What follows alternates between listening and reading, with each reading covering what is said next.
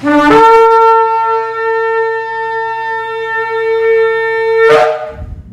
a todos, esta es la congregación Beit Tefilá, casa de oración, que les saluda desde la carretera número 2 en el barrio Sector Candelaria en Arecibo. Y esta que le habla en la Roa, Maritza Rivera. Le damos toda honra al poderoso porque un día más nos congregamos para adorar su Kadosh nombre, y aquellos que están a la distancia le damos, ¿verdad? Le llevamos un saludo de parte de la congregación Beit Tefilá. Y no sin dejarle, ¿verdad?, saber que sigamos firmes y adelante y que no nos desmayemos, ¿verdad? Sigamos en el camino de la emuná, en el camino de la fe. Entonces, en este día de hoy vamos a estar hablando, ¿verdad?, sobre la parashá número 28, la cual es Metzorá. Metzorá. Y Metzorá, en algunas, ¿verdad?, veces se traslada, se habla como persona afligida con zarat. Y zarat es lepra, ¿verdad? Que una buena traducción pues sería zarat, lepra. Y como siempre, ¿verdad?, hacemos una introducción para nosotros saber de qué nos está hablando, ¿verdad? Porque esta parashá comprende del capítulo Vayikra, Levítico 14:1 al 15:33. Y fíjense que aunque son unos dos capítulos, ¿verdad?, siempre en estos capítulos cortos hay mucha información, ¿verdad?, referente a lo que está hablando sobre la lepra y Metzorá, de lo que tiene que hacer el Cohen, el sacerdote. Y hacemos esta introducción y comenzamos hablando, ¿verdad?, que las leyes de zarat se aplicaban por igual a una vestimenta y a una casa. Si las ropas mostraban signos de zarat, de lepra, podían ser quemadas según el caso, ¿verdad? Y si una casa aparecía súbitamente marcada con rayas verdes o rojas, era marcada por 7 días. Si las rayas se extendían, las piedras afectadas eran removidas y reemplazadas por otras nuevas. Y la casa era revocada y las viejas piedras, ¿verdad?, se eran tiradas ¿qué?, al polvo, eran arrojadas en una área que era una área donde toda la contaminación, las cosas contaminadas, se tiraban ahí, especialmente establecida, ¿verdad?, fuera del campamento. Y dice que si aún quedaban signos de zarat, signos de ¿qué?, de lepra en las paredes, todo el edificio era demolido y sus materiales arrojados en el área contaminada fuera del campamento. O sea que esto era algo bien importante que se hacía. Dice que ciertas impurezas físicas hacían a un hombre o a una mujer ritualmente impuro, y por ende tenía prohibido entrar al santuario o tocar objetos sagrados. Y este estado de impureza finalizaba después del tiempo prescrito para las ceremonias especiales de purificación. El Abba Kadosh ha puesto, ¿verdad?, su morada entre los hijos de ¿qué?, de Israel. Y su presencia Kadosh requería que los hijos de Israel vivieran una vida ¿qué?, Kadosh, una vida santa, una vida apartada, separada, ¿verdad que sí? Entonces el santuario terrenal puede ser contaminado por medio de las impurezas ¿qué?, rituales de los hijos de Israel. Y para evitarlo, ellos necesitaban conocer todas las normas acerca de lo que produce la impureza y cómo ser libres de ella. Entonces, por esta razón, en los capítulos 11, ¿verdad?, según hemos ido estudiando, del capítulo 11 hasta el 15 de Levítico, la Torá va desarrollando una enseñanza profunda en cuanto a la impureza ritual. Y por medio del cumplimiento de estas reglas, el pueblo podía vivir en un campamento donde moraba la presencia divina. Acuérdese que nada inmundo, nada sucio puede estar en la presencia del Abba Kadosh. Entonces, en el capítulo 11 habla, ¿verdad?, de la prohibición de ¿qué?, de comer animales impuros. Y usted sabe que en ese capítulo le dice a usted el animal que usted puede comer y el animal que no puede comer. ¿Ve? Por eso le dice los animales puros y los animales impuros. Y hasta el día de hoy eso continúa. O sea, eso no es de que llegó el pacto renovado y haces una oración y te comes lo que sea, no. Desde un principio está establecido lo que puedes comer y lo que no puedes comer, lo que es puro y lo que es impuro. Entonces el tipo, ¿verdad?, de impureza que es producida por medio de eso no puede ser eliminado por medio de ritos de purificación y es más grave que el resto. Y al tocar los cadáveres de los animales impuros se produce la impureza ritual en los hombres, pero esta impureza puede ser eliminada por medio de actos de purificación. Ve que hay una diferencia, ¿verdad?, en comerlo y usted, ¿verdad?, tocar el animal.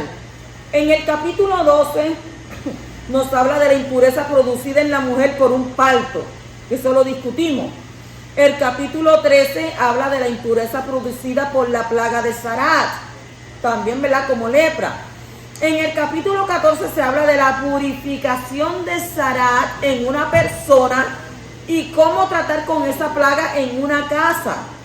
Y el capítulo 15 se encuentra la enseñanza de la impureza ritual producida por flujos que vienen de los aparatos reproductores del hombre y de la mujer. Y todas estas instrucciones, ¿verdad?, han sido dadas con el fin de evitar que el Mishkan sea ¿qué?, contaminado y que el pueblo dañado por la presencia divina que está en medio de ellos, tanto en el desierto como luego que en la tierra prometida donde ellos iban a entrar.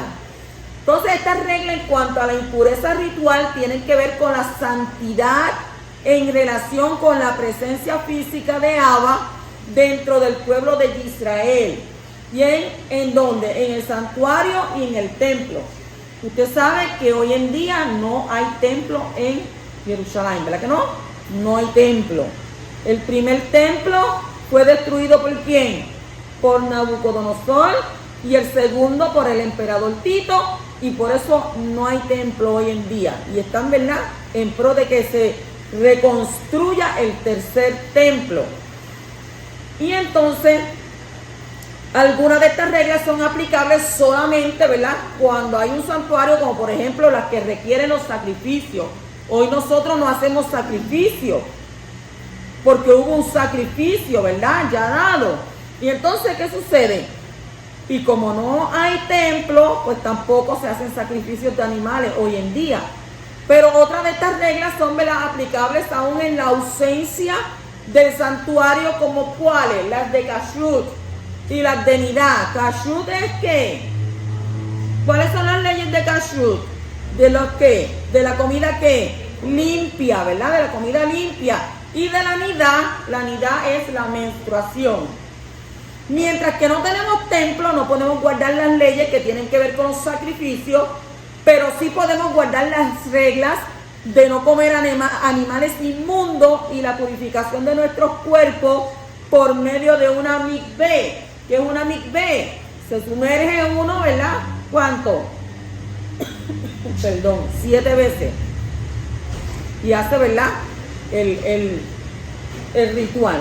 Entonces el pueblo judío sigue guardando las instrucciones en cuanto a la pureza ritual que son aplicables sin el santuario, porque sigue siendo un pueblo kadosh, un pueblo separado. Y las reglas de Sarat solo son aplicables dentro de la tierra de Israel cuando hay templo. Así que no aplicarán hasta que el tercer templo sea construido. Ustedes saben, ¿verdad?, que todas estas reglas, todas estas normas que hemos venido estudiando, en cierta forma, algunas son aplicables y otras no son aplicables, ¿verdad? Y usted, como persona creyente, debe de, ¿verdad?, estudiar y saber el por qué se hacían estas cosas, porque todo lo que se hacía, todo tenía una razón, un motivo de ser. O sea, Abba no manda las cosas por cualquier cosa, no. Cuando Él envía que se haga algo es porque Él tiene ya un propósito para con eso. Entonces entramos, ¿verdad?, de lleno ahora a la parashá, y en el capítulo 14, versículo 2 dice: esta será la ley del leproso en los días de su purificación. Será llevado al Cohen, al sacerdote. Según, ¿verdad?, entiendo, antes de venir Yeshua no había ningún caso de Sarat en la historia de Israel, que haya podido cumplir este mandamiento de la Torah en cuanto a mostrarse ante el Cohen y presentar la ofrenda después de haber sido sanado, excepto el caso de Miriam. ¿Quién era Miriam? La hermana de Moshe. Ella fue golpeada con esta plaga y seguramente cumplió con este mandamiento, ¿verdad? Según Números capítulo 12. Y Naamán, que era el siervo sirio, que fue que limpiado de su zarar cuando se sumergió en el río Yardén por mandato del profeta, ¿quién? Elisha, ¿verdad? Pero como él no era israelita, no fue aplicado sobre el mandamiento de ir al Cohen y presentar ofrenda. Y entonces muchos dirán, sí, pero Moshe le dio zarar en el brazo cuando él metió la mano. No, pero es que él no tuvo que ir delante de un Cohen. ¿Eso fue para qué? Para Abba demostrar su esplendor. Le dijo, mete tu mano, y salió blanca, y métela otra vez, y ya no tenía más nada. Porque quería mostrarle al faraón que Abba era ¿qué? El creador del universo, y lo que él decía, eso era. O sea que eso no aplica porque Moshe no tuvo que ir a un Cohen y tuvo que ir a llevar ofrenda y todas esas cosas, ¿verdad? ¿Saben de lo que estamos hablando, verdad? Entonces, ¿por qué la Torah ha dado estas instrucciones si no han sido necesarias a lo largo de la historia de Israel? Nos preguntamos, ¿verdad? Pero como una respuesta a esta inquietud surgió la idea de que cuando venga el Mashiach, una de las cosas que él hará es que limpiar a los hombres de la zarat, limpiar a los hombres ¿de qué? De la lepra. Y esa será una de las señales del verdadero Mashiach. Por eso está escrito en ¿dónde? Buscamos en la Torah, en Lucas, capítulo 7, versículo ¿qué? 18 al 23. Entonces los discípulos de Johanan le informaron de todas estas cosas, y llamando Johanan a dos de sus discípulos, envió a las dos, diciéndole, ¿eres tú el que ha de venir o esperamos a otro? Cuando los hombres llegaron a él, dijeron, Johanan Hamadbil nos ha enviado a ti diciendo, ¿eres tú el que ha de venir o esperamos a otro? Y en esa misma hora, dice, en esa misma hora, curó a muchos de enfermedades, de aflicciones y malos espíritus. Y a muchos ciegos dice que le dio la vista. Y respondiendo él les dijo, ¿qué le dijo a Yeshua? Ir y contar a Johanan lo que habéis visto y oído. Los ciegos reciben la vista, los cojos andan, y que con los leprosos quedan limpios, ¿verdad? Los sordos oyen, los muertos son resucitados, y a los pobres se le anuncia la buena nueva. Y dichoso es el que no se escandaliza de mí. O sea que el Mashiach es el que viene, en hebreo significa Abba. La respuesta que Yeshua da a los discípulos de Johanan nos enseña que el hecho de que los leprosos son limpiados es una de las señales que el pueblo esperaba para saber quién era el verdadero Mashiach. Eso dice, ¿verdad? Habla Isaías 29, 18 y 35, 5 al 6. Y en Matitiyá, en Mateo capítulo 8, versículo 3 al 4, está escrito, y extendiendo la mano, lo tocó diciendo, quiero, sé limpio. Y al instante quedó limpia, ¿qué? De su lepra. Entonces Yeshua le dice, mira, no se lo digas a nadie, sino ve, muéstrate al Cohen y presenta la ofrenda que ordenó Moshe para que les sirva de testimonio a ellos. O sea que ellos tenían que entender que ese que estaba haciendo todas esas cosas no provenía de cualquier lugar, sino provenía ¿de dónde? Del enviado de los Shamayim, ¿verdad? Entonces, ¿cuál fue el testimonio que los Cohen iban a recibir? El testimonio de que el Mashiach ya había venido. Y por medio de este milagro, todos los Cohen, todos los sacerdotes en el templo, podrían saber que el Mashiach estaba ¿qué? Presente. Y seguramente esta es una de las razones por las que muchos de los Cohen, los sacerdotes, luego creyeron en Yeshua, como está escrito en Hechos, capítulo 6, versículo 7. Y la palabra de los incresía y el número de los discípulos se multiplicaba en gran manera en Jerusalén, y muchos de los Cohen obedecían ¿a qué? A la fe. Muchos de ellos creyeron. Lo que pasa es que ellos no lo iban a decir abiertamente. ¿Por qué? Era Yeshua que hablaba las cosas abiertamente y terminó colgado en el madero. Imagínense un Cohen que diga, no, pero mira, yo creo en este hombre y es verdad lo que él está hablando. Pues no lo permitían, ¿verdad? Continuado en el 14:4, en el capítulo 14, versículo 4, que dice: el Cohen mandará tomar 2 avecillas vivas y limpias, madera de cedro, lana carmesí e hisopo para el que ha de ser purificado. Mucha gente le da varias interpretaciones a esto, ¿verdad? Rashi y el Midrash asocian las aves con las palabras sueltas de la Lashon Hara que el Metzorá habló para traer sobre sí la plaga de Zarat. También asocian el cedro con la soberbia y el hisopo con la humildad. Como la soberbia es una de las razones por las que vino esta plaga sobre el hombre, ahora tendrá que ser purificado por medio de 2 elementos que hablan de la soberbia y la humildad. Y por otro lado, las escrituras nos enseñan que las aves representan ¿a quién? Al hombre. Y una de estas 2 aves morirá y la otra será soltada libre. Y esto puede representar 2 cosas. En primer lugar, representa al que tenía la plaga de Zarat y que estaba como muerto, sin poder tener relación con nadie y expulsado fuera del campamento de Israel. Perdón. Y así el ave que tiene que morir simboliza que la muerte del Metzorá. Y el ave viva que es soltada representa al Metzorá, la lepra, que ahora es liberada de esta plaga mortal que le ataba. Yo le voy a decir algo. Esta Zarat, esta lepra, no era que se enviaba, ¿verdad? Porque hubiera una enfermedad como tal. Hoy en día esa lepra se le llama de otra manera. Cuando una persona pecaba y cometía infracción contra el poderoso, él le enviaba esa lepra. Por tanto, esa era una lepra espiritual. ¿Eh? Porque venía ¿de dónde? De los Shamayim, venía de arriba. Entonces, en segundo lugar, y ante todo, las 2 aves representan al Mashiach y específicamente, ¿verdad?, su muerte y resurrección. El ave que muere anuncia la muerte del Mashiach y el ave que es soltada anuncia la resurrección del Mashiach. ¿Y cuántos creen en eso? Amén, ¿verdad? Todo el proceso de purificación de Zarat, de la lepra, está relacionado con el Mashiach.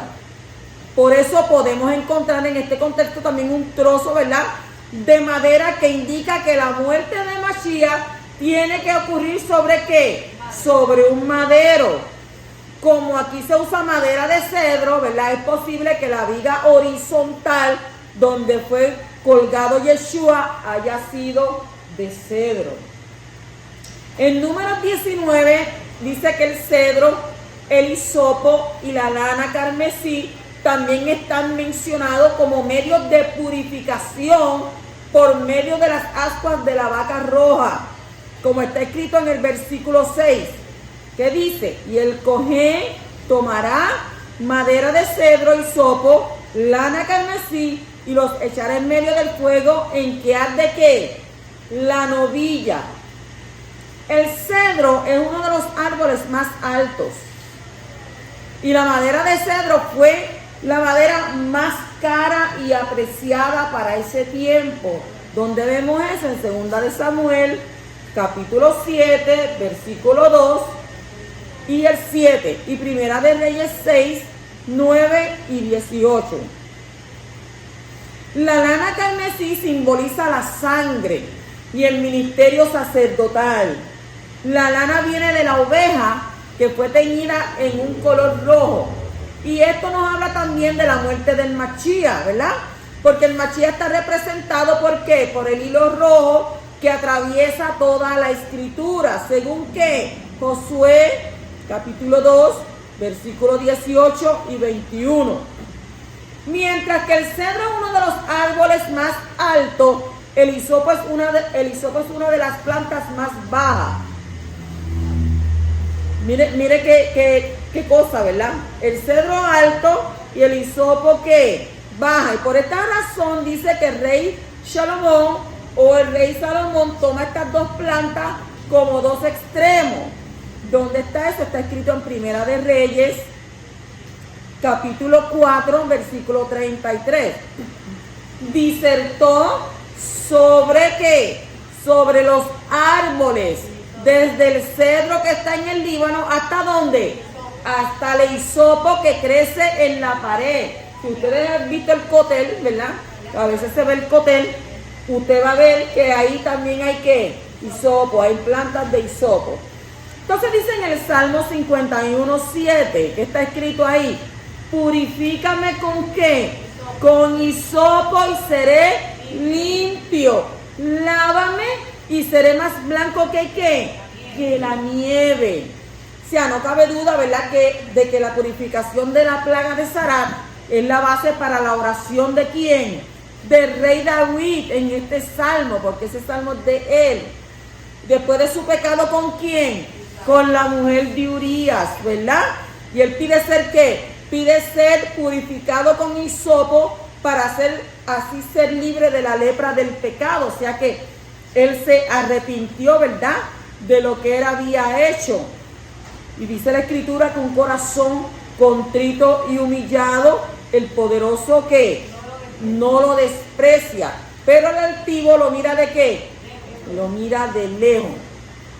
Entonces, ser más blanco que la nieve implica tener un estado de pureza superior al que tiene un hombre que está cubierto enteramente con la plaga de Sarat, de manera que se haya vuelto totalmente blanco, como está escrito en ¿dónde? Levíticos capítulo 13 y versículo 13. Entonces el Cohen mirará, y aquí si la lepra ha cubierto todo su cuerpo, declarará limpio al que tenía la afección, si ha vuelto toda blanca, y él es ¿qué? Limpio. Mire, uno puede, ¿verdad?, estar hablando de estas cosas, de esta lepra, pero uno no se imagina. Es a veces cuando la persona le da, ¿verdad?, en la piel, en la epidermis, le da, ¿verdad?, un rash. ¿Y cómo está la persona? Rasca, y de tanto que le pica, le hace una llaga. Y entonces esa llaga, si usted tiene las uñas que no las tiene bien limpias, pues todo, usted sabe que hay debajo gérmenes, bacterias, microbios, usted los compensa los dos juntos y le da que un buen ambiente para que crezca que una gran infección. Y en ese tiempo no había antibióticos. En ese tiempo era de que te apartaba, te humillaba y Yahweh te sanaba. Ese era el remedio. Continuamos en el 14:7. Dice: después rociará 7 veces al que ha de ser purificado de la lepra, lo declarará limpio y soltará la ave viva en campo abierto. O sea que el ave soltada simboliza la libertad del que es purificado y también de la vida de resurrección del hombre cuando finalmente será liberado del pecado y de la muerte. Bendito el poderoso. Seguimos en el 14:10, el capítulo 14, versículo 10, que dice ahí: en el 8º día tomará 2 corderos sin defecto, una cordera de 1 año sin defecto, 3/10 de una efa de flor de harina mezclada ¿con qué? Con aceite, como ofrenda de cereal, y un log de aceite. La purificación finalmente se llevó a cabo ¿cuándo? En el 8º día, ¿verdad? Y el 8º día anuncia 2 cosas: el día de la resurrección de Mashiach, el día después de una semana entera, que es la base para la liberación del hombre que ha sido infectado con la lepra del pecado. Y el 8º día también habla del 8º milenio, después de Adán, cuando todos los hombres sobrevivientes, y es lo que le digo, sobrevivientes que no participaron de la primera resurrección, finalmente serán liberados del pecado. Y durante el milenio estarán presentes los que sobrevivieron la última guerra contra Jerusalén. ¿Dónde encontramos eso? En Zacarías capítulo 14 y en Revelación Gilgalut capítulo 19. Léalo para que usted entienda eso. Entonces, durante el reinado mesiánico habrá dos clases de hombres: los redimidos y los sobrevivientes. Los que antes habían puesto su fe en el Mashiach Yeshua, dice la Escritura que serán ¿qué? Resucitados y o transformados para obtener cuerpos que en glorificados, ¿verdad? En esplendor. Ellos son los que, los redimidos. Esos son los redimidos. ¿Cuáles son los redimidos? Los que serán ¿qué? Transformados, ¿verdad? Entonces dice que ellos participarán de la primera resurrección, porque saben que hay dos, ¿verdad que sí? Hay una para ¿qué? Una para vida y la otra para condenación. Hay dos resurrecciones. Entonces dice que estos redimidos participarán de la primera resurrección. Sin embargo, no todos los hombres serán transformados con la segunda venida del Mashiach. Y tenemos que estar bien claros, ¿verdad? En eso. Entonces, según entiendo, ¿verdad? Los que no son matados durante el resplandor de su venida, porque Él va a venir ¿en qué? En esplendor. O sea, la Escritura dice que todo ojo, ¿qué? Todo ojo le verá. Pues los que no son matados durante el resplandor de su venida tendrán sus cuerpos mortales y vivirán en Shalom bajo el reinado mesiánico. Ellos son ¿qué? Los sobrevivientes. Hablamos de los redimidos y hablamos de los sobrevivientes. Oiga, estos temas no se tocan mucho, pero estos temas hay que hablarlos, ¿verdad? Porque hay muchas cosas que hay que aclararse, porque muchas personas viven como que, pues yo como quiera me voy, pero eso no es así. Como quiera, no, eso de que como quiera yo me voy, eso, o sea, usted para sacar una identificación tiene que tener ciertos requisitos, llenarlo. Aquí es igual. Aquí es igual. Entonces, estos hombres mortales dice que tendrán la oportunidad de pasar al siglo siguiente en el 8º milenio después de Adán, pero bajo otras condiciones que los redimidos que participaron de la primera resurrección. Y ellos también dicen que serán liberados del pecado que todavía tenían durante el reino mesiánico, porque esto está escrito en segunda de Kefas, segunda de Pedro, capítulo 3, versículo 13, que dice ahí: pero según su promesa, nosotros esperamos nuevos ¿qué? Nuevos cielos y nueva tierra, en los cuales mora ¿qué? La justicia. Y en esos cielos, en esos nuevos cielos y nueva tierra que vendrán después del reino milenial mesiánico, solo morará ¿qué? La justicia. Así que el pecado habrá sido totalmente eliminado. Y el 8º milenio después de Adán, es decir, en la era que vendrá después del reinado mesiánico, no habrá pecado. Y la lepra del pecado del hombre será finalmente ¿qué? Eliminada. Y esto también es un resultado, ¿verdad?, de la muerte y resurrección de Mashiach, de Yeshua. Seguimos hacia adelante en el capítulo 14, versículo 14, que nos dice ahí: entonces el Cohen tomará de la sangre de la ofrenda por la culpa y la pondrá el Cohen, el sacerdote, sobre el cartílago de la oreja derecha, que ha de ser ¿qué? Purificado, sobre el pulgar de su mano derecha y sobre el pulgar de su pie ¿qué? Derecho. Y es posible, ¿verdad?, que este versículo muestre que el que es purificado necesitará la sangre sobre 3 lugares que representan aquel pecado que le llevó a recibir la zarat. Si su oreja escuchó la shon hará, ¿qué es la shon hará? Lengua mala o la mala lengua, ¿verdad? Si metió la mano donde no debía, y si puso su pie donde no le correspondía, entonces fue golpeado con zarat. Por eso su purificación es aplicada sobre estos 3 lugares de su cuerpo. ¿Entendimos eso? ¿Dónde se pone primero? En el lóbulo de la oreja, en el pulgar de la mano derecha y en el pulgar del pie derecho. ¿Por qué se hace eso? Porque escuchó que lo que no debía de escuchar y porque metió la mano en algo que no debía. ¿Y qué más hizo? Y se puso, ¿verdad? Se puso su pie donde no le correspondía. Continuamos al 14:21. Pero si es pobre, y había mucha gente pobre en ese tiempo, ¿verdad que sí? Pero si es pobre y no tiene suficientes recursos, entonces tomará un cordero como ofrenda por la culpa, como ofrenda mecida, a fin de hacer expiación por él, y 1/10 de un efa de flor de harina mezclada con aceite para ofrenda de cereal y un log de aceite. Aunque el hombre sea pobre, no hay rebaja en cuanto al animal que se tenía que dar como ofrenda por la culpa. ¿Sabes? Hay muchas personas que vienen, ¿verdad?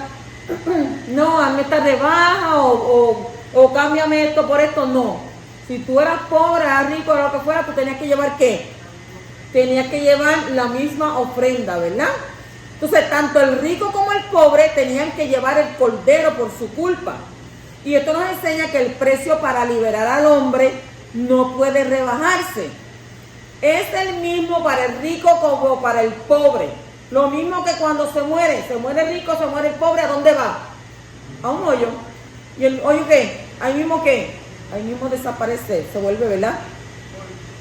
Se supone, ¿verdad?, que hoy en día la gente, cuando entierran a la gente, la entierren en la tierra, para que vuelva inmediatamente a la tierra, al polvo, ¿verdad? Pero uno tiene que analizar, porque yo analizando, ¿verdad? Ponen a la persona ¿en qué? En una caja, como si fuera un nicho, lo ponen en una caja, ahí lo embalsaman. Sabemos que inmediatamente vienen los gusanos. Por más que usted diga no, sí, inmediatamente vienen los gusanos a hacer su trabajo. Y puede a veces pasar 1 año, 2 años, 3 años, y destapan que esa sepultura y la persona continúa igual. Su cuerpo sigue igual. Porque ahora como tienen tanto líquido para embalsamar la persona, ¿verdad? Pero muchos no cumplen con, como dice la Escritura. ¿Volver a qué? Volver al polvo. Volver al polvo. Yo decía, ¿verdad?, que es mejor que uno tenga detrás de la casa de uno, haga el hoyo. Antes la gente decía que las enterraban en cajas de bacalao. Muchos años atrás. Pues ¿qué pasa? Debería uno de tener el permiso de hacer un hoyo detrás de su casa e enterrar la persona ahí, sembrar un árbol y que de ese árbol, ¿verdad? Y eso es lo que va a pasar en el futuro. Usted no, ¿sabe? Usted pensará de que sí, lo van a coger a la persona, le van a hacer un proceso donde la persona, usted la puede que enterrar ahí en el patio de su casa. Claro está, esto no es para los miedosos, porque hay gente que cree, aunque sean creyentes, creen en supersticiones.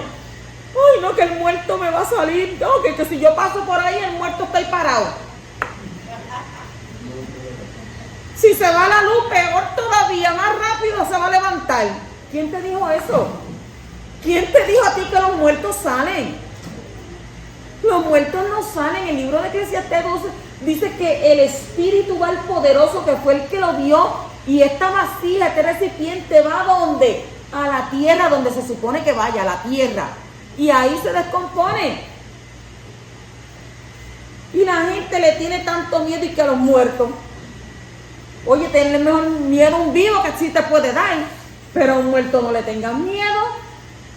¿Dónde está escrito que los muertos salen? Si alguien sabe el capítulo, el libro y el versículo, me lo deja saber. Pero no vengan a decir, sí, pero que es que Saúl cometió error tras error. ¿A quién él fue a consultar? A una pitonisa. ¿Por qué quería ver a quién? Él quería ver a Samuel. Pero ¿y dónde estaba Samuel? en el sepulcro. ¿Qué se manifestó allí? Lo que se manifestó allí no fue una cosa buena. Y entonces lo hizo peor. ¿Por qué no fue consultó a Abacadosh? ¿Por qué no fue consultó al soberano? Ya estaba, ¿verdad? Ya Abba lo había desechado. Ya Abba dijo, no, mi hijo, no. Ya has cometido tantos pecados que ya llegan a donde mí, ya no te quiero ni ver. Y así mismo pasa con las personas. Las personas están ahí, ¿sabes? Porque mire que a través de estos 17 años que yo he estado, ¿verdad?, junto a mi esposo en esto, siempre he escuchado de personas que hacían las cosas mal y decían, no, Él me perdona, el Padre Celestial tiene misericordia, su misericordia es desde la tierra hasta los Shamayim. Sí, pero hay instrucciones. Además dice que aquel que sabe hacer lo bueno y no lo hace, le es contado por pecado. Pero aquel que comete pecado, se arrepiente, se humilla y se aparta de él y no lo vuelve a hacer, entonces ¿qué? Se le hace justicia. Pero una persona que constantemente, ¿sabe?, quiere estar al lado de allá y quiere estar al lado de acá, eso no es así. O perteneces a la luz o perteneces a las tinieblas. Como dice la Escritura, no nos podemos servir de la mesa de los demonios y de la mesa de Abba. Y como digo yo, no podemos pretender querer tener lo mejor de los dos mundos. Aquí sí, te doy honra, poderoso, te alabo, te exalto, pero salgo por la puerta por fuera y allá, ¿qué es eso? Cuando la Escritura nos manda a que meditemos en todo tiempo en el poderoso, en todo tiempo. Y usted sabe cuál es el pecado que más aborrece, es el adulterio. Ese es el pecado que más él aborrece, le damos las Escrituras. Y no solamente adulterio en lo físico con otra persona, sino que en lo espiritual. En lo espiritual. Porque usted como creyente, usted sabe lo que es bueno y usted sabe lo que es malo. Y usted sabe a quién servirle y usted sabe a quién no servirle. Un día yo le dije a alguien que me dijo, no, porque es que yo oigo música mundana también, porque es que me gusta escuchar la música que le canta el amor y que si esto. Yo no sé si usted piensa, ¿verdad?, diferente a mí. Pero la Escritura me dice a mí que en todo tiempo, en todo lugar, le dé honra a ¿quién? A mi Padre Celestial. En todo tiempo. Y dice que estemos meditando en Él en todo tiempo. O sea que yo no voy a estar aquí, yo te adoro a ti. Y sale por ahí para allá. Y porque tú eres mío. Y porque yo te amo. ¿Qué es eso? ¿Qué es eso? Entonces, tú eres un creyente de la secreta. Y el creyente de la secreta usted no sabe lo que es. Es como la hoja del yagrumo. ¿Cuántos han visto el yagrumo? Por un lado es verde y por el otro es blanco. O sea, cuando viene aquí me muestra la hoja verde. Pero cuando va por allá muestra la ¿qué? La blanca. O sea que dos caras. ¿A quién le creemos? Y entonces pensamos que el poderoso no le está viendo. Espérate que como la roba no está aquí, está por allá, ella a mí no me está viendo, pues yo, mire, me gozo. Y no es como dice, me gozo, ¿verdad?, el poderoso. Como estoy en el carro y yo la puedo poner porque aquí nadie me está viendo, yo no te tengo que ver a ti, tú no te tienes que esconder de mí porque yo no te voy a salvar. Yo simplemente soy una voz que te llevo la palabra de la Torá como está escrita. Y a veces así se enojan con uno por llevarle la palabra, por decirle la verdad. Porque dice la Escritura que vuestro sí sea sí y vuestro no sea no. Sí te voy a servir, no te voy a servir, porque aquí no hay términos medios. ¿Sabes? Aquí no hay términos medios. O eres hijo de la luz o eres hijo de las tinieblas. ¿A dónde tú quieres pertenecer? Porque déjame decirte algo. Cuando la muerte venga, Cuando la muerte venga, que no te coja haciendo lo que no es de Abba. Y a mí no me puedes venir a decir no, porque cuando yo esté viejo, que tengo 80, negativo. Porque chiquitos se mueren. Vienen a hacer un ticún, una restauración y vámonos, que esto aquí cambió. Pero ¿qué sucede? Muchas personas piensan que pueden engañar a Abba, y su palabra dice que los ojos de él, sus ojos están puestos sobre buenos y sobre malos. Porque como decía anoche, tienes algo de él. ¿Y qué es lo que tienes? Ruach, espíritu, el soplo de vida, ¿verdad que sí? Que cuando entonces Abba diga, se acabó mi hijito, lo que se daba contigo, le quita el Ruach, el espíritu, ¿y qué sucede? Tenemos un canto de carne inerte ahí. Y mire que he visto muchos muertos, muchas personas las he visto morir. Y créanme que eso queda como, ¿sabe? Cuando usted tiene el canto de carne ahí cuando usted, los que le gusta la carne, así mismo. Ok, dice que aunque el hombre sea pobre, no se le iba a rebajar la culpa en cuanto al animal que tuviera. Entonces esto nos enseña que el precio para liberar al hombre no se puede rebajar. Si el hombre era rico o era pobre, tenía que pagar lo mismo. Y el precio era la muerte del cordero. ¿Usted se imagina cuántos corderos tuviésemos que nosotros buscar hoy en día para liberar de nuestros pecados? ¿Sabe? Yom Kippur es una vez al año.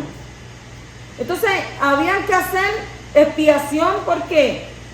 Por muchas culpas, por pecado, por cosas, transgresiones, ¿sabe?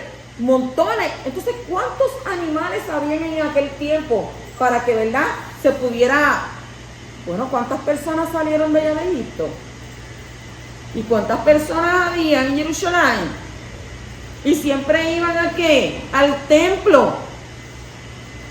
Por eso fue que Yeshua se molestó, viró las mesas y hizo cuánta cosa, ¿verdad?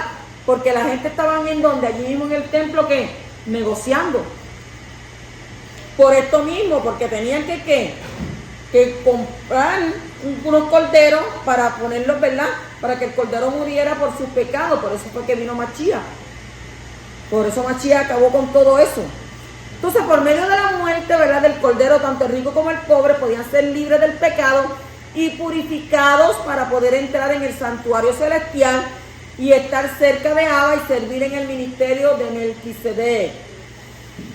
Si nos vamos al capítulo 15, en el capítulo 15 ahí, ¿verdad?, de Vayikra, 15:2, dice, habla a los hijos de Israel y dile, cuando cualquier hombre tenga flujo de su cuerpo, su flujo es impuro.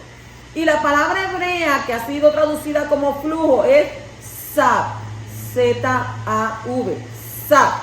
¿Qué significa eso? Significa emisión, flujo o corriente, emanación. Y aquí no se refiere a la emisión de semen, ¿verdad?, de los jóvenes, de los hombres que no tengan esposa ni nada, pues están a dormir, le dicen los sueños mojados, ¿verdad? Porque su propio cuerpo, ¿verdad?, se elimina. No estamos hablando de esto, sino de otro tipo de flujo. Como la palabra flujo se repite 2 veces, se deduce que la impureza ritual empieza a partir de la segunda emisión de flujo. Y este tipo de impureza es más severo que la impureza producida por la emisión del semen y requiere sacrificios para su purificación.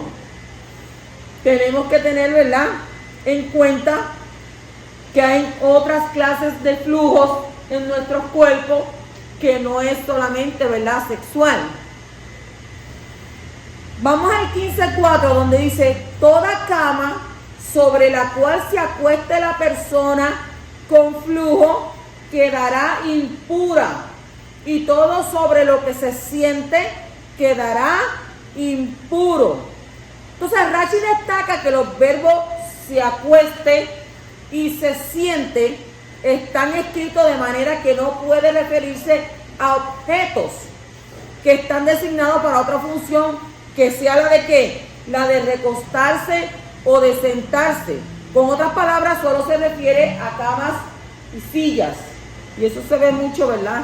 Cuando usted está en las oficinas esperando y hay una persona que suda mucho, usted no vaya inmediatamente y se sienta a la silla, porque usted a veces tiene que observar y se ve que se ve la silla, ¿verdad? Que parece que se había bañado la persona y está ahí, ¿verdad? Pues usted tiene que tener cuidado, usted no se puede sentar en todos los lugares y así como si nada, porque uno nunca sabe, ¿verdad? Qué infección o qué acarrea esa persona, porque caras vemos y corazones no sabemos. Cualquier persona puede tener una enfermedad y usted no lo sabe. O sea, le muestra la cara lo más bonita, lo más esto, aquello, y usted, pues está bien. Por eso Abba nos dice a nosotros en la Escritura, ustedes juzgan por la apariencia, pero yo por el corazón, más adentro yo miro. Así que tenemos que tener cuidado, ¿verdad? En estos días también que venga y suceda eso, usted vaya a una oficina médica o a cualquier otro lugar y usted no observe y se siente anticuado. ¿Y dónde yo cogí esta infección? ¿Dónde fue que se me pegó? Yo se lo digo porque como una enfermera uno tiene que, ¿verdad?, estar pendiente de eso. Entonces dice que una cama que ha sido tocada por el SAP, el que padece flujo, se ha convertido en una fuente primaria de impureza. En hebreo, Ab-Hatumá, A-V-H-A-T-U-M-A acentuada, Ab-Hatumá. Y por eso tiene la capacidad para transmitir impureza a las personas. La persona que ha tocado una cama por un SAP transmite incluso impureza a sus propias ropas, porque se le pega. Y por eso tendrá que pasar tanto su ropa como todo su cuerpo por una mikvé. Y yo dije que una mikvé era ¿qué? Un baño ritual, ¿verdad? Para poder ser tajor. ¿Tajor es qué? Ritualmente como puro. Y la purificación se hace efectiva a la caída del sol. Todo, ¿verdad?, a la puesta. Continuamos en el capítulo 15, versículo 13. Dice, cuando el hombre con el flujo quede limpio de su flujo, contará para sí 7 días para su purificación. Entonces lavará su ropa, bañará su cuerpo en agua corriente y quedará limpio. La palabra hebrea que ha sido traducida como corriente es Hay, J-A-I, Hay, que significa vivo, crudo o fresco. Y esto nos enseña, ¿verdad?, que solo el agua viva de manantial es capaz de purificar un cuerpo que tiene impureza ritual. ¿Qué es agua viva de manantial? Una agua que fluye, ¿verdad?, que corre, que no se queda estancada. Usted no se va a ir a meter a una piscina donde ahí se mete una persona y sale, y se mete otra y sale, y usted ahí otra vez a meterse. Eso es una agua que agua estancada. Pues aquí dice que tenía que ser agua ¿qué? Agua viva de manantial. O sea, capaz de purificar un cuerpo que tenía impureza ritual. Por lo tanto, ¿verdad?, para que una mikvé pueda purificar, tendrá que tener aguas que hayan sido introducidas en la mikvé de manera natural, no por medio de la intervención del hombre. Y eso se hace mucho en Israel. Aquí no se sigue eso, ¿verdad? Pero usted puede ir al baño y entonces dejar que el agua, ¿verdad?, fluya, porque esa agua se va a ir en el desagüe. En el capítulo 15, versículo 19, dice, cuando una mujer tenga flujo, si el flujo en su cuerpo es sangre, ella permanecerá en su estado de impureza menstrual por 7 días. Y cualquiera que la toque quedará impuro hasta el atardecer. En los versículos 19 y 24 se encuentran las instrucciones en cuanto a la mujer durante su estado de separación menstrual. En hebreo es nidá. Y este versículo dice que el tiempo de nidá es de 7 días. O sea, no puede permitir que su marido tenga relaciones con ella mientras está en su menstruación. porque es algo impuro, es que la mujer se está limpiando. Y hay algunos desesperados que no quieren ni que termine el séptimo y ya quieren estar ahí. Y eso lo que acarrea es que impurezas, infecciones. Y eso no es permitido según la Torá. Hay que esperar 7 días. Hay mujeres que pueden estar 3 o 4, ¿verdad? Pero vamos a esperar 7 días a lo que limpia.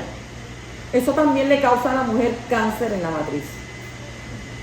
Causa cáncer. Entonces, continuamos en el 15:24. Y si un hombre se acuesta con ella y su impureza menstrual lo mancha, quedará impuro por 7 días, y toda cama sobre la que él se acueste quedará impura. O sea que va a estar una semana. La Torá prohíbe que los yahudí tengan relaciones maritales durante el tiempo de la nidá, como está escrito en Levíticos capítulo 18, versículo 19. Y no te acercarás a una mujer para descubrir su desnudez durante ¿qué? Su impureza menstrual, durante su nidá, durante su menstruación. Oye, lo está diciendo la Escritura. No, pero es que ya eso pasó, ya hoy en día es diferente, negativo. Si tú vives la Torá y tú vives por las Escrituras, tú haces lo que la Escritura dice. ¿Por qué? Porque eso, cuando tú obedeces, tú estás preservando tu vida. Preservas tu vida. Obtienes bendición. De lo contrario, ¿qué obtienes? Te haces inmundo y obtienes maldición. O sea, si está en nidá, no vengas con un cuento y no vengas a decir que no te puedes aguantar, porque antes tú eras soltero y no tenías ninguna y te aguantabas. Ahora que tienes mujer, no le quieres permitir, no, que está en la negativo. La mujer en eso tiene el derecho de pararse en sus pies y decirle negativo. La Escritura dice que no y es que no. No es lo que tú digas. Ahí sí usted se le puede poner brava. ¿Ves? Usted se le puede poner brava en esa manera, porque usted está cumpliendo ¿con qué? Con lo que dice la Escritura. Entonces, no te acercas a mí, porque la Escritura me dice a mí que no veas mi desnudez durante mi menstruación. Y usted, mujer, claro, tampoco venga a provocarlo, porque una cosa también es, ¿verdad? Pero no venga a provocar. Sabe que no puede hacer y usted, lelo, cuando no puede hacer nada. ¿Qué va a pasar con él? ¿Qué va a pasar con el hombre? Se va a enojar, se va a molestar, ¿verdad? Y entonces lo va a hacer pecar. Si en Levítico 20:18 está escrito: si alguno se acuesta con mujer menstruosa y descubre su desnudez, ha descubierto su flujo y ella ha puesto al descubierto el flujo de su sangre, por tanto ambos serán cortados de entre su pueblo. Usted dice, no, a mí no me pasó nada. Usted lo ve en el plano físico, pero cuando usted se va al plano espiritual, allá hay muchas cosas que usted no está viendo, que están sucediendo. Pero usted acá con estos ojos, en esta vasija, usted no está viendo lo que es. Pero allá sí. Entonces seguimos en Ezequiel, dice ahí en Ezequiel capítulo 18, versículos 5 al 6, que nos dice: pero el hombre que es justo y practica el derecho y la justicia, y no come en los santuarios de los montes, ni levanta sus ojos a los ídolos de la casa de Israel, ni amancilla a la mujer de su prójimo, ni se acerca a una mujer durante su menstruación. ¿Por qué ordena la Torá la impureza de la menstruación continúe durante 7 días? Porque cuando el marido está en contacto constante con su esposa, podrá desarrollar una desgana hacia ella. ¿Sabe? Como que ya, esta no mira aquello, siempre 20 excusas. Pues la Torá, por lo tanto, ordena que sea impura durante 7 días para que sea amada por su esposo como el momento en que ella entró en el lecho nupcial. O sea, que después de 7 días que usted haya pasado esa semana, que no haya podido estar con ella porque ella estuvo, ¿verdad?, en su unidad, en su menstruación, cuando ya eso pase, usted va a estar con gozo, ¿verdad? Qué bueno, como cuando nos casamos, estamos ahora otra vez juntos de nuevo. Eso es lo que dice, ¿verdad?, la Escritura. Que sea verdad, después que ella se impura esos 7 días, pues entonces va a ser amada por su esposo, como en el momento, ¿verdad?, en que ella entró en el lecho nupcial. Entonces, la orden de una semana blanca después del flujo normal de menstruación está basada en las reglas de la Sabá. Sin embargo, los resultados de un periodo más largo de espera después del tiempo de nidad son beneficiosos para el matrimonio. La naturaleza nos enseña que no es sano tener relaciones íntimas durante los días cuando la esposa esté sangrando. ¿Qué se supone que hace su marido? Usted, como buen creyente, porque dice que, ¿verdad?, que los hombres tienen un animal por dentro, ¿verdad que sí que dice que se comportan como animales irracionales? Así dice la Escritura. Se hicieron los animales primero, luego se hicieron los hombres, ¿verdad? Pero de vez en cuando dice la Escritura que los hombres se comportan como animales, ¿qué es? Irracionales. ¿Por qué dice como animales irracionales? Un animal no razona.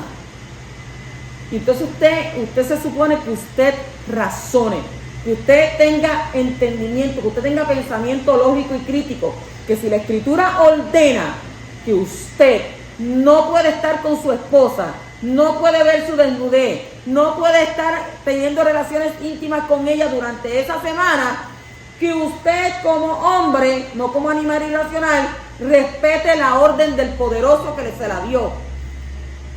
Ah, tú no quieres porque es que ya tú no me quieres, que ya tú no quieres estar conmigo, ya no. O sea, tantas excusas.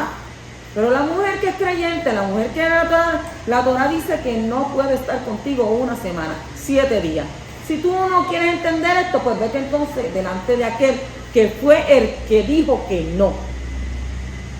No vengas a pelearme a mí. Si Abba lo estableció así de esa manera, así es que se tiene que cumplir. ¿Cuántos entienden eso? Amén. Pues lo dejamos hasta aquí, ¿verdad? Y todos entienden lo que es la zarat, ¿verdad? La lepra, que es causada ¿por qué? Por la lashon hará. Hoy no hablamos mucho de la lashon hará, porque eso es extenso, es bien extenso. Pero, si usted sabe, ¿verdad?, que lo que oye, ¿qué más era? Escuchar, tocar y meter el pie, ¿verdad? Eso iba a causar ¿qué? Impureza. Así que, ¿verdad?, el poderoso enviaba esta lepra. No es que era cualquier enfermedad, era que era una lepra espiritual. No era una lepra, ¿verdad?, porque te contaminaste con algo, sino que si hacías la lashon hará, escuchaba lo que no debía, metía la mano donde no estaba, metía el pie donde no era, la zarat, la lepra, iba a venir a ti. Así que seamos, ¿verdad?, conscientes, estudiemos la Torá. Esto no es que está en el antiguo, que esto ya no nos toca a nosotros, porque como quiera, cuando usted comete pecado, es como tener una lepra. A menos que usted se humille, a menos que usted se arrepienta y a menos que usted venga delante del poderoso y ruegue, ore y clame a él para el perdón de sus pecados. En el nombre de Yeshua HaMashiach. Shabbat Shalom.